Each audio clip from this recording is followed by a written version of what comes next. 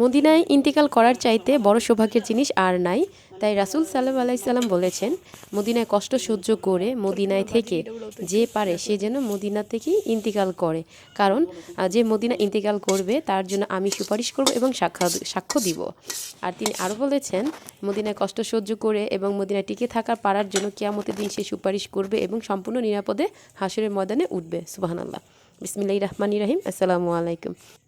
আশা করি আমার সকল লাভের ব্যবস্থা ভালো আছে। আলহামদুলিল্লাহ, আল্লাহর রহমতে এবং অশেষ অশেষ কৃপায় ভালোই আছি। এই তো দেখো বন্ধুরা, সকালে কিন্তু এই যে আম্মু মাটির চুলে আর কি, যেহেতু মাটির চুলার গ্যাস সিলিন্ডার আছে, বাট রান্নাবান্নার ঝামেলাটা সকালে যতটুকু পারি করে নেই। নেক্সট পরের স্টেপে আমরা যখন আর কি বিকেলের দিকে সিলিন্ডারের বাকি কাজগুলি আর কি বিকেলে নাস্তাটা করি।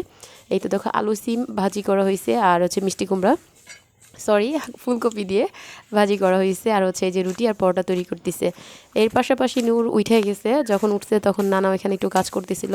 তো আব্বু ডাকতেছিল, আব্বু বলতেছে ওর এইখানে দিয়ে যাও, আমার এখানে বসাও। এই যে বসায় রেখে আসছি দেখো। এখন সে ডাকতেছিল, এখন একটা বানাই দিবে, এখন বলে ওর একটু ভিডিও করো।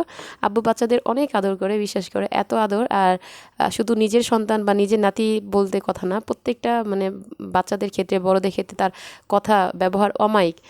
মাটির যে মানুষ আমরা বলি না, সেম টু সেম এরকম আমার বাবা হচ্ছে এমন একটা মেন্টালিটির মানুষ।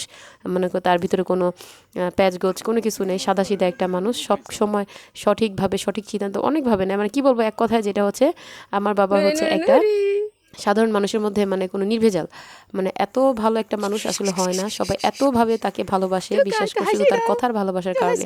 আর ব্যক্তিত্বের দিকে তাকালে সে তো অসাধারণ। যাই হোক, বাবার অনেক সুনাম বলে দিলাম। আমার বাবার জন্য সবাই দোয়া করবে, যেহেতু বয়স হয়েছে একটু, সো একটু এদিক সেদিক হইতেই পারে অসুস্থতা, যার কারণে দেখা যায় মাঝে মাঝে নিজেও খুব হাঁপায় যায়। ইদানিং একটু হার্টের প্রবলেম দেখা দিচ্ছে। আর এই তো দেখো বাবা কিন্তু এখানে এই যে নারকেল, গতকাল আর কি গাছ কাটার লোক আসছিল, কিন্তু ওইটার কারণে এই একটা নারকেল গাছটা ভেঙে গেছে। যেহেতু আম্মু খুব কষ্ট পেয়েছে, বাবাও কষ্ট পাইছে। এই গাছটা বয়স 20 বছর হয়েছে অলরেডি, বাট এটা কখনো আর কি মাত্র ফুল ধরছে, নারকেল দুই একটা হইতেছিল, ওই অবস্থায় আর কি গাছটার উপরে গাছ পইড়া ভেঙে গেছে। তো যেহেতু প্রত্যেকটা গাছ কিন্তু সন্তানের মতো, এটার কষ্ট লাগা, আঘাত লাগা নিজের অন্তরে আঘাত লাগা, অনেক কষ্ট পেয়েছে বাবা আর আম্মু। তারপর তারা নিজেকে একটু শুধরাই নিছে, কি করবে, এটা তো আনফরচুনেটলি একটা দুর্ঘটনা মাত্র। এই যে দেখো বড় ছিল হাত মুখ ধুয়ে তাড়াতাড়ি চলে আসছে, তিনজন নানা নাতি বৈশা এখানে গল্প করতেছিল, মজা করতেছিল। আর নূর তো খুব মজা করতেছে, গ্রামে আইসা খোলামেলা জায়গা, দৌড়াদৌড়ি, নানার সাথে সময় কাটানো। আর নানারা তো একদম জ্বালায় পুড়ে শেষ করে ফেলাইতেছে।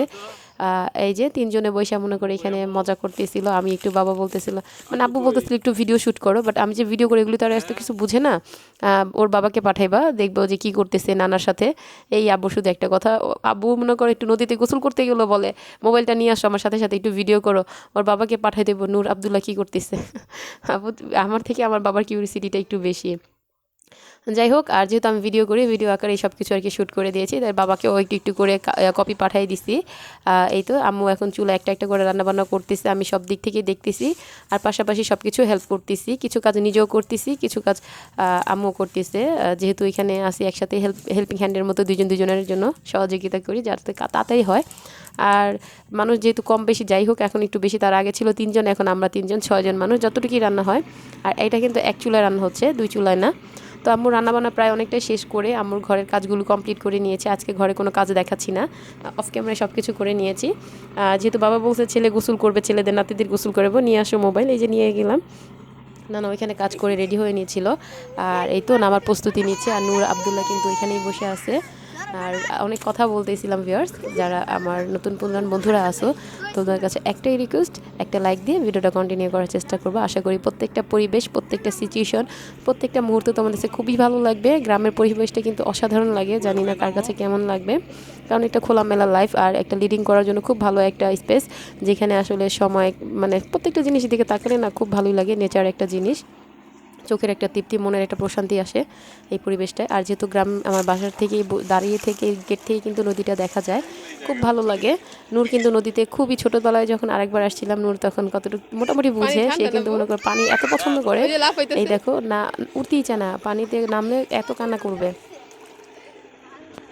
এই তো সে কিন্তু নানা নাতি মিলে গোসল করতেছে, মজা করতেছিল। আর এখানে কিন্তু আমাদের এই নদীতে ছোট্ট একটা নদী দেখা যায়, জোয়ার ভাটায় পানি বাড়ে কমে, এখন একটু শীতে টান টান পানি, বিকেলের দিকে একটু জোয়ার আসলে একটু বেড়ে যায়। লঞ্চ ট্রলার প্লাস হচ্ছে নৌকা টুকিটাকি অনেক কিছুই চলে। ওই মাঝখানে আরও একটু গর্ত বেশি আর এই সাইডে একটু গর্ত কম, যার কারণে এই যে হেঁটে কিন্তু আধা নদী পর্যন্ত যাওয়া যায়। এই তো নানা নাতিরা গোসল করতেছি, তোমার সাথে একটু ভিডিওটা শেয়ার করলাম। তারপর হচ্ছে দুপুরে খাওয়া দাওয়া শেষ করে বিকেলে আমরা একটু হাঁটতে বের হয়েছিলাম, সেটার ফুটেজটাও এখানে শ্যুট আউট করেছি। যাই হোক ভিউয়ার্স, আমি মনে করি আমার সকল আপিরা ভাইয়ারা যারা আমার ভিডিওগুলো এখন দেখো, তোমাদের কাছে হয়তো অনেকটাই ভালো লাগবে। গ্রামে এখন তেমন ঠান্ডা পড়ে নাই, মোটামুটি ঠান্ডা। তারপরে মনে হইতেছে আবার ঠান্ডাতে উঠতে উঠতে না উঠতেই মনে হইতেছে আবার একটু ঠান্ডা সর্দি লেগে যেতেছে। অলওয়েজ কিন্তু রং চা খাইতেছি, সব কিছুই করার চেষ্টা করতেছি, কিন্তু ওয়েদারের একটু ভিত্তি তো সবসময় ঢাকা থাকা একটা পরিবেশে আইসা ঢাকা দেশে একটু ওয়েদার চেঞ্জ হলে একটু সমস্যা দেখাই দিতে পারে। তারপর যতটুকু অ্যালার্ট থাকার দরকার বা অ্যালার্ট থাকতে হয় এভাবেই থাকতেছি। দেখো কি মজা করতেছে, আমার নূর কিন্তু অনেক দুষ্ট করতেছিল। আমার নূর আমার আব্দুল্লার জন্য দোয়া করবে সবাই, যেন ওরা ভালো থাকে সুস্থ থাকে, এই আর কি। আর আমার যে আপিরা আছে, লাভিয়ার ভিউয়ার্সরা যারাই আছো, নতুন পুরাতন অনেক বন্ধুরা আছে। পুরাতন মাঝে মাঝে দেখছি এইসব উকি মারতেছে, মানে সবাইকে নক করতেছে। আসলে কি নতুনের খুঁজতে খুঁজতে আমরা পুরাতনকে হারিয়ে ফেলি, সবাইকে সাথে রাখতে হবে, একসাথে এগিয়ে যেতে হবে। আর আমার নতুন বন্ধুরা যারা আছো সবার ভিডিও কিন্তু আমি কন্টিনিউয়াসলি দেখার চেষ্টা করি, দেখে এবং তাদের চ্যানেলটা সাবস্ক্রাইব করে অল বাটনে দিয়ে রাখি, যেন ভিডিও ছাড়া মাত্রই নোটিফিকেশনটা আমার চলে আসে। আর সবার ভিডিওগুলি ফুল ওয়াচ করার একটা টেন্স রাখছি। আর এই তো দেখো মানে এত সুন্দর কমেন্টস, কি বলবো, প্রত্যেকটা আপুরা। আসলে আমি কারোর নামটা বলতে পারি না, কার নাম রেখে কার বলবো। আর যেহেতু একটু ঝামেলার মধ্যে আছি, তাই ওইভাবে কারো কমেন্টসটাও পড়তে পারতেছি না, ওইভাবে সবাইকে সাপোর্টও করতে পারতেছি না। নামটা বলে কিন্তু খুব ভালো লাগে, বিশ্বাস করো। যখন কারো চ্যানেলে শুনি যে আমার নামটা বলছে, ইভেন আমার কথা আমার চ্যানেলের নামটা আসছে, তখন কিন্তু মনটা অনেক বড় হয়ে যায়, বিশ্বাস করো। যেমন বড় বড় যারা ইউটিউবার আছে, আমি এখন ছোট, আমার যারা উপরে আছে তারাই আমার কাছে অনেক বড় ইউটিউবার। যখন ওই চ্যানেলে যায় শুনি যে আপিটা আমার নাম বলছে, আমার কথা বা কাজ, আমার কমেন্টসটা তার কাছে ভালো লাগছে, বা আমি যার ভিডিও দেখি ফুল ওয়াচ করি, কথাগুলি শুনলে আসলে বিশ্বাস করে অনেক বড় লাগে। 1 ইঞ্চি মন কিন্তু 10 থেকে 20 ইঞ্চি হয়ে যায়। আর একটা ইন্টারেস্ট আর একটা ফিল অন্যরকম কাজ করে তোমার প্রতি। তার অবশ্যই সবাই সবার ভিডিওতে চেষ্টা করে কন্টিনিউয়াসলি সবার কিছু কিছু আপুর নাম বলতে, কিছু কিছু কাজ বলতে, কিছু কথা বলতে। আর যার ভিডিও যাবে ফুল সাপোর্ট করার চেষ্টা করবে, লাইক দিয়ে অবশ্যই ভিডিও কন্টিনিউ করবে। একটা জিনিস মনে রাখবে, দেয়ার মালিক আল্লাহ, নেয়ার মালিক আল্লাহ। সে যদি চায়, তুমি যদি আমাকে সবাই যদি আমাকে লাইক দিয়ে দাও, আমি কিন্তু উপরে উঠা যাবো না। আর সবাই যদি তোমাকে লাইক দেয়, তুমি উঠা যাবে না। প্রত্যেকটা কাজের ফল, তারপরে তার হচ্ছে সাফল্য, স্যাক্রিফাইস, সব কিছু মানে কী বল, সব কিছু মানে অ্যানালাইজ করার পরেই কিন্তু তুমি একটা ফল পাও। এক্সামে কিন্তু সবাই ভালো রেজাল্ট, মানে পরীক্ষা দিই আমরা, একটা জিনিস মনে রাখো, পরীক্ষায় সবাই ভালো দেয়, কিন্তু ফলাফল কিন্তু সবার এক আসে না, ফার্স্ট সেকেন্ড থার্ড কেন হয়? কারো ভিতরে কিছু না কিছু কমতি আছে। আমরা আসলে সবাইকে লাইক দিই না, সবাইকে কমেন্টস করি না, সবার ভিডিওটা ফুল ওয়াচ করি না, যার কারণে আমরা ওই যে নিজের সাথে মানে অন্যের সাথে চিটিং বা বাটপারি করতে যায়, দেখা যায় নিজের চ্যানেলেরই ক্ষতি করতেছি, ইভেন হচ্ছে নিজেরই ক্ষতি হচ্ছে। এটা যখন যে বুঝে, সে কখনো এই কাজটা করবে না। তাই একটা এক্সাম্পল এভাবেই দিলাম যে এক্সাম যদি আমরা দিই, তাহলে যদি আমরা ফুলভাবে কমপ্লিট করি, ইনশাআল্লাহ ফুল সাপোর্টটা তুমি দিবে না, ফুল সাপোর্টটা আর ফুল একটা রাস্তা কিন্তু আল্লাহ আমাকে সহজ করে একটা ফল দিয়েই দিবে। আমরা পরীক্ষার আগে বলবো আল্লাহ আমি এরকম করবো সেরকম, তখন কিন্তু আর কিছু হয় না। পরীক্ষা দেওয়ার আগে জানিয়ে নিয়েছো, আর পরীক্ষা দেওয়ার পর যা পেয়ে গেছো সেটাই তোমার স্থির থাকবে। আমরা যে এই ভুলগুলি করি জানি না, প্রত্যেকটা আপিরা যে বারবারই বলে একটা লাইক দিয়ে শুরু করো, কেন বন্ধুরা? সবাই একটা লাইক দিয়ে শুরু করলে কি কিছু হয়ে যাবে? কিছুই হবে না। তুমি তোমারটা দিয়ে দাও, তোমার দেওয়ার মালিক এবং নেওয়ার মালিক সব তোমাকেই দিয়ে দিবে। নিঃস্বার্থভাবে ত্যাগ করতে শিখো, জীবনে সব সার্থকভাবে পেয়ে যাবে।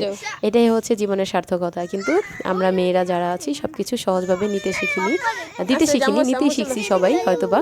আমি আমার দিক থেকে বলতেছি, তোমরা কিন্তু কেউ কিছু মনে করবো না, বাট আমি আমার লাইফে চলে দেখছি যে আমার ছেলে ফ্রেন্ড ছিল, ওরা সার্থক ত্যাগ করে কিন্তু অনেক কিছু দিতে আছে। এর মধ্যে 2-1 মেয়ে ছিল, বাট হাজার মেয়ের মাঝে কিন্তু 2-1 পাওয়া খুব রেয়ার। আর যার কারণে সবাই কিন্তু সার্থক ত্যাগ করে কিছু দিতে শিখে নেয়, সবাই ফিডব্যাকই শিখছে। Give and take, life is a give and take. যে আমাকে দিবে তাকে আমি দিব, এই কথাটা অনেকের মুখেই শুনছি, বা কাউকে দিব না, কারটা নিবও না, এরকম অনেক কিছু আছে। কিন্তু বিশ্বাস করে এই প্ল্যাটফর্মটা এত ভালোবাসা, এত আপুর কাজ, এত সবার সাপোর্ট পেয়েছি, তোমরা সবাই পাইছো, যার কারণে মুভমেন্ট চিন্তাভাবনা একটু চেঞ্জ করতেই হয়।